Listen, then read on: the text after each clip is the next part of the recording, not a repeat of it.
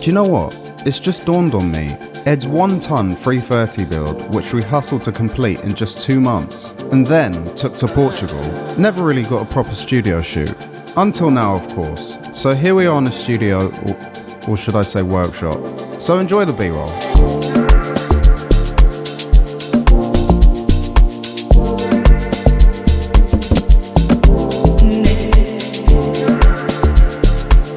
In today's video, we'll be diving into what exactly went wrong with the 330's M54 at Portimão. We'll dissect the damage caused and show you what we've done to fix it. And if this all sounds new to you, it sounds like you have a few videos to watch. And make sure you hit that subscribe button because you don't want to miss our upcoming track day this Sunday. Spoiler alert, Peter's M3 gets decimated once again by the underdog.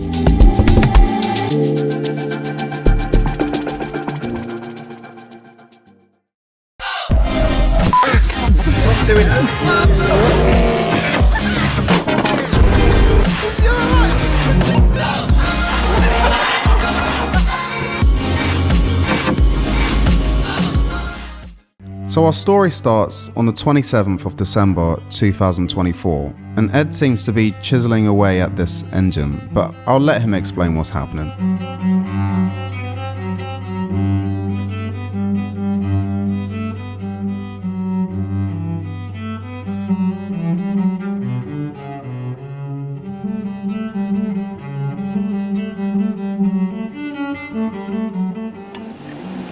Oh, hello there. Right, it is Friday? Friday. And that thing blew up in Portimão. The old engine is here. Doesn't start anymore. We don't know what's wrong with it. It's low on compression. This is the new engine for now. This arrived at some point this week. And we're all going for food tomorrow. Going Nobu tomorrow. Going London. Someone had a great idea, we should take all the race cars. Mine doesn't drive. So, we are now embarking on another 24-hour embargo. We're gonna attempt to put everything from this engine onto that engine into that car, in definitely less than 24 hours now, because it is 11:15 on Friday. Let's see how we go on.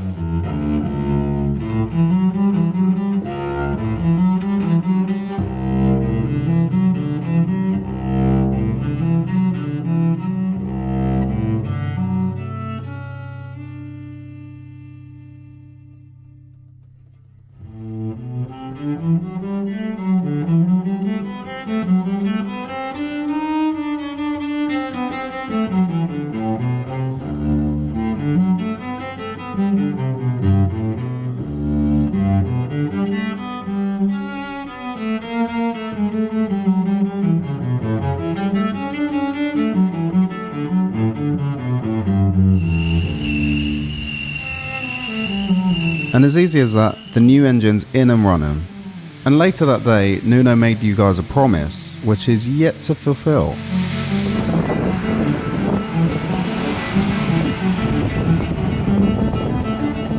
Yo, so boom! 400 subs away from 10k. As soon as we hit 10k, I'm doing this round the STO.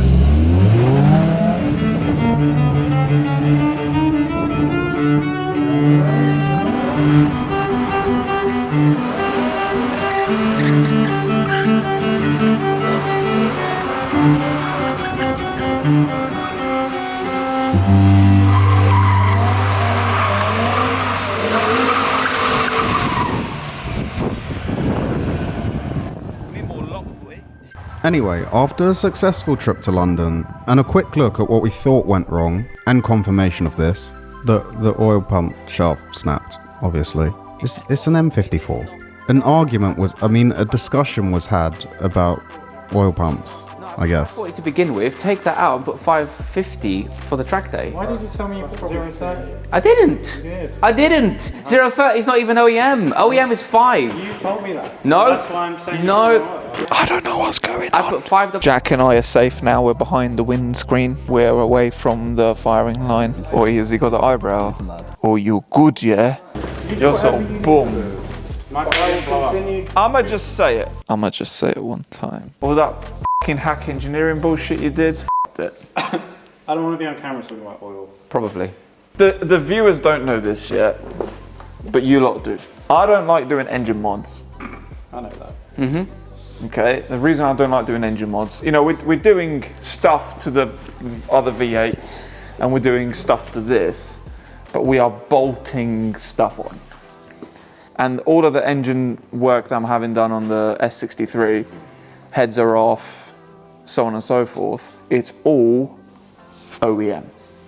Head gaskets, head bolts, valve stems, etc. Who the has decided that after your engine managed to do 200,000 miles that BMW have built it incorrectly and they need an extra chain tensioner? John's got to make a decision now because he's bought the same tensioner for his car. No, but I listen, I get it, and the picture's nice, and it the is. idea... It is, the idea makes as sense. to why it's required is nice, and there'll be loads of Mandem in their sheds that work on these cars for a living, etc., sitting at home going, "You are stupid." Cool. Your car and many others around the world regularly with these engines do over 150, 200,000 miles without the requirement for this edition. The whole point of the tensioner is to remove the slack to stop the shaft from snapping, and guess what? It snapped. Have BMW done it wrong? So when people say BMW have built the M engines wrong because of rod bearings, have they? Are you supposed to do 150,000 miles on the M car flat out without changing certain fucking parts? No. No, the warranty's for 3 years. That's my point. So when people say this is wrong, this is wrong, this is wrong, no, look at what you're driving, look at what you've got, and understand the situation, and then do adequate shit to it, basically. I think OEM is best. I don't like engine work. I think OEM literally is just like, people aren't good enough at this shit, generally. Anyway, so Ed's ordered this uprated Hopkins Motorsport oil pump and this random sump baffling off eBay. Well, that's nice. There you go, that's the baffling, and it's got a little... That goes in there. Obviously the pickup goes in there. The oil gets dropped into here, and then in the cornering, that closes, so the oil stays in here, rather than floating around. That's what it's for. And also, these guys have a different chain tensioner, which I thought I'd order because it was different. So I was like, oh, okay, interesting. I have no idea what this bit is. New chain? I'm laughing because he refused to change his chain last time. It's new. BMW. Yeah. It's been pre-drilled so that when you put it onto here, It's just a triangle lock. it can't come loose. Okay. And obviously, you've also got the fourth one in the middle, so they provide you with 4 because you can still put the locating one in the middle. And then you've got 3. So what that should do is it should prevent it from coming loose because there's 3 of them. There's also lock washers, and they are doubled up so that they actually lock. And that should stop it from coming loose. So hardened shaft should stop it from snapping. 3 bolts should stop it coming loose. And I don't know where this goes yet. I'm sure it's somewhere in the instructions. And a new chain. Do you reckon you need to drill anything Don't know. this time? Don't know. Might even go somewhere that's supposed to be. Yeah. So I did a little bit of research and I went for this one because they do use an OEM BMW pump and they do all the bits themselves. And this seems to do the job. Hopefully. Before we fit all those parts, let's strip down his old engine and find out what 0 oil pressure for 3 laps of Portimão looks like. So quick reminder, what's happened to this? The oil pump shaft failed. It snapped, sheared off, the engine ran with no oil for basically 3 laps because you did half a lap to get it back and I did 2.5 laps of parading around. So now this is dead. It seized, it actually seized on one of the last lap. It wouldn't turn over, but now it turns over and it doesn't start because there's no compression. So we don't actually fully know what the extent of the damage is, but we do know that the oil pump failed, which is why I have a new engine with an uprated oil pump, which is also on video. It hasn't thrown a rod through the block. It hasn't thrown a piston out the top, and it's still cranked over. And see all the emotional damage. Caused by John. John killed it. I didn't kill it. John, that guy. The oil pump killed it. I told you about this oil pump. Yeah, he did. Do you know what the worst part is? He did tell me about the oil pump, and I ignored him. Are you sure? And I ignored him, and I said, it's all a myth. I've Loctite the nut. It's fine. It won't come loose. Well, yeah, maybe you should have Loctite something else as well. That's bottom end, right? Can you believe? Why did you preemptively get the lever bar out? What we lever bar? I know that was already on the bench. I just left it on Okay, there. alright, okay. So does it actually turn? Yeah. Like now? Look. Should we find out if it turns? Should we use one of these? Definitely don't. What's the battery like on Don't this? use a gun. Let's see. Will it turn? Oh, it does turn. Turns with no compression. Can you hear anything? There's no compression. Is there spark plugs in this? Well, there's no spark There's no plugs spark in plugs. it.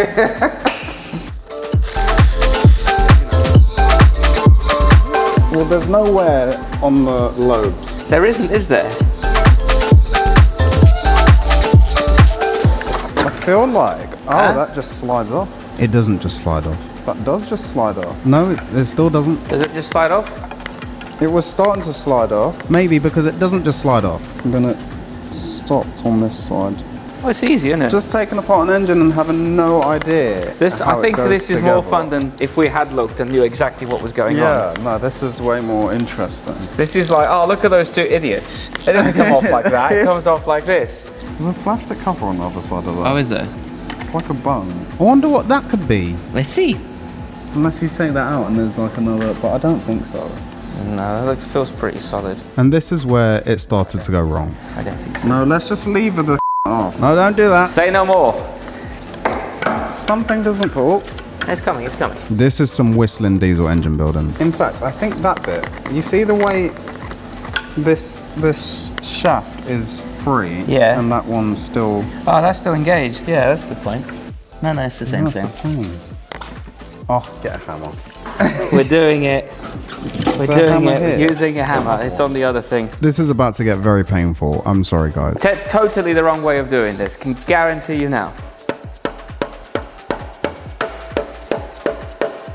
No, this is not. This is definitely not. Let's take those things off. They are off. No, let's take the covers off. There might be a little bolt in there or something. There is a little screw here, but I doubt it that's for anything. Yep.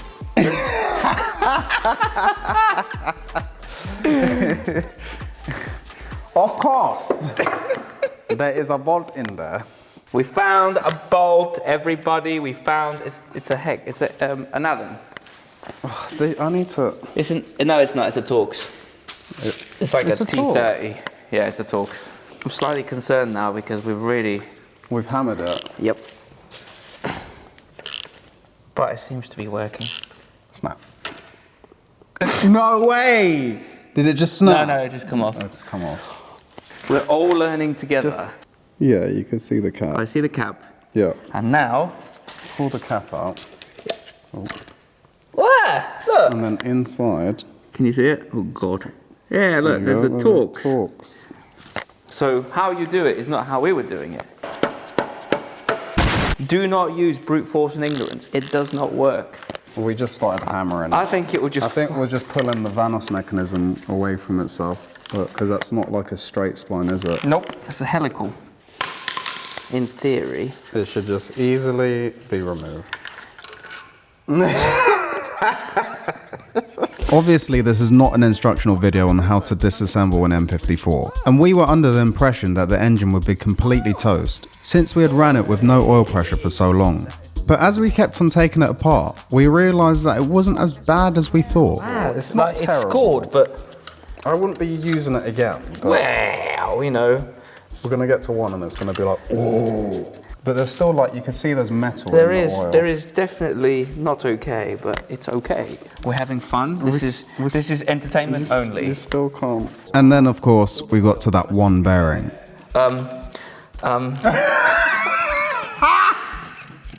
Whoa, that one's the worst one. We found the bad one. It's okay. We can That just. one's bad. Wow, that one's terrible. So that's the cap. I mean, that is That is there's a new shape to it. Look, can you see that? Can you see the ridge? Yeah, oh yeah, you can see where it's picked up. Like, it's no longer flat. And That. maybe that's what seized. Yeah. So we carried on disassembling the engine, and there wasn't much in the way of damage apart from that one camshaft bearing. We had to play about with the Vanos to see how it worked. We took the camshafts out, along with the front cover, timing chain and chain guides, ready to take the cylinder head off to see if any of the valves had touched the pistons.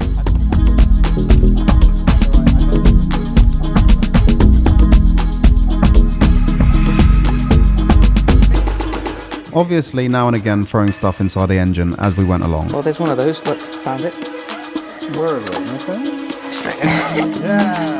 Yeah! Oh, look, we found some nuts. Oh, this is the problem. There's no PTV. There's no PTV. Oh, wait. No, that's one that's... Oh, yeah. I don't know. I don't know. I don't know. No, it'll be like around here. Yeah. It wouldn't be in the middle. And nothing wrong with the one where the thing was actually. This is all fine. It's got. Can you see the ring? Yeah, and for something with this amount of miles, that is not a lot of. This was a good block. That's not a lot of wear. 200,000 miles, and it doesn't even look that bad. It's kind of impressive. It doesn't look bad, does it? And I wonder if there was any. I don't think there's any bleed through from the head gasket though. No, there's no. Is there? There's no cracking. Cylinders, no. Obviously, it wasn't doing other head gaskety stuff. Yeah, it's fine. Head gasket is fine. Never changed. So since that all looked fine, we moved on to the bottom end, since that was more likely to sustain damage due to low oil pressure. Oi, engine builder. When building an engine, make sure you always use a metal hammer. What's that?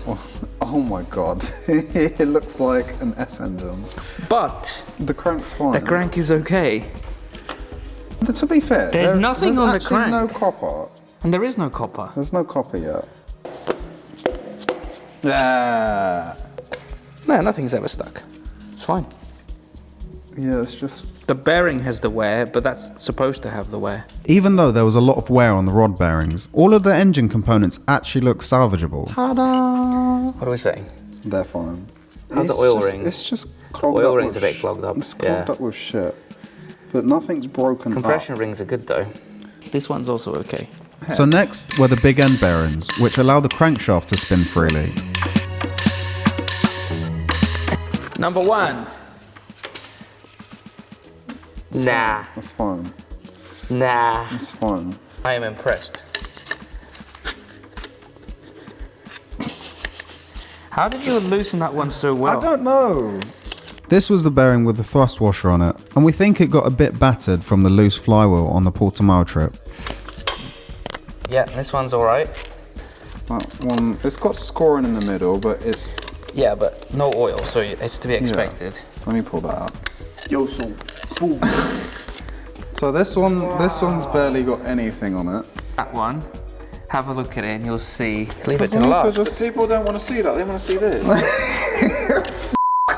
Get the hammer, f***ing smash it. We want to. We know that's okay, it's spinning, hammer it. Do it! More! To be fair, that is the one that took all of your bullshit. Yeah. That's not moving at all. No, it didn't. Fucking hit it. Oh, it moved. Yeah, what? Huh? It's sound. Suck a dick. That is the thrust. It's the thrust bearing. That's the thrust bearing. Thrust washer. So what's wrong with the engine? Nothing. There's one cam.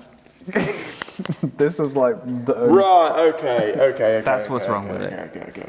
Probably skipped a tooth or two. It did. It did. Yeah, correct. Hey! He's got oil squirters. Like I told you, see! Wait, this race engine. Race car. It's got oil squirters. Yeah, it looked like a race engine, didn't it?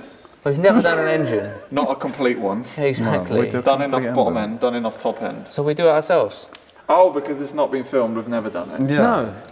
Well, it's not. I mean, for them, it's like for the internet content, isn't it? We do our engine. We do It's our first It's never engine. been on film, but I own a green Murcielago SV. You don't know. And that's our engine disassembly completed. If you want to call it that, but I know, yes, we did a terrible job. Yes, we know. We don't need to hear it in the comments. It's fine. Don't worry about it. We thought the engine was scrap, but you might see this engine at some point in the future again. But swiftly moving on to the engine that's currently in the 330 and the upgrades that we've got for it, Ed decided to turn my camera on and film without me. And here's a little bonus video for John. He doesn't know I'm recording this. He's currently out getting food. yeah, we couldn't tell. Anyway, he explains what you guys already know, the parts we're fitting, why we're fitting them. As you can see, the ramp's not actually available at the moment, so he's going to be doing most of this on the floor. And because I want to retain my viewer attention, just sit back and relax and enjoy the B-roll.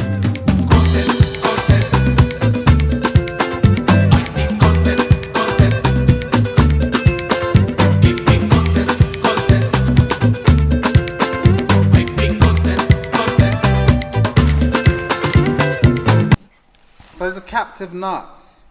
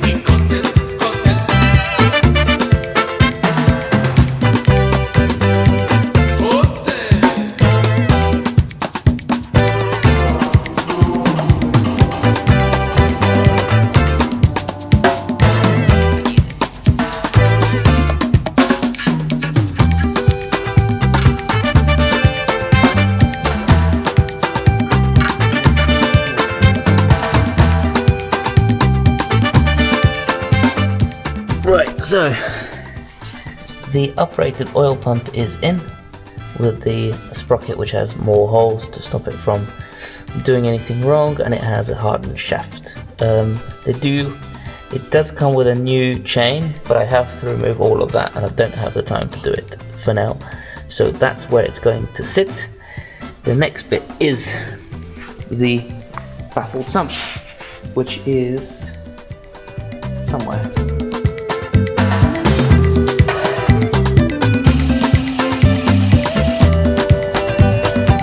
The baffle is now in. I've drilled it all out, put the baffle in, put the bolts on, torqued them up. So that's all good to go.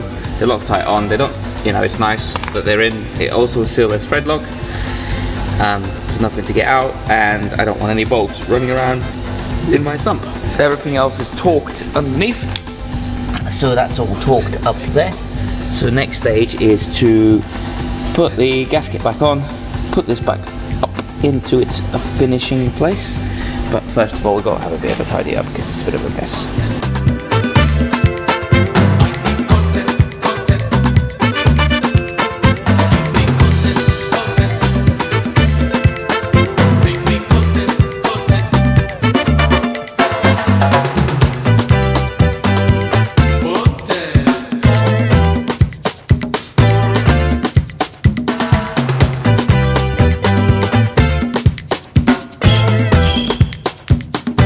Finishing up with an alignment, the car's almost ready for its track day. But Ed's been keeping this one quiet. He's preparing the spare E46 dashboard to become a mould for a carbon fibre one, even further reducing the weight off this ultralight E46.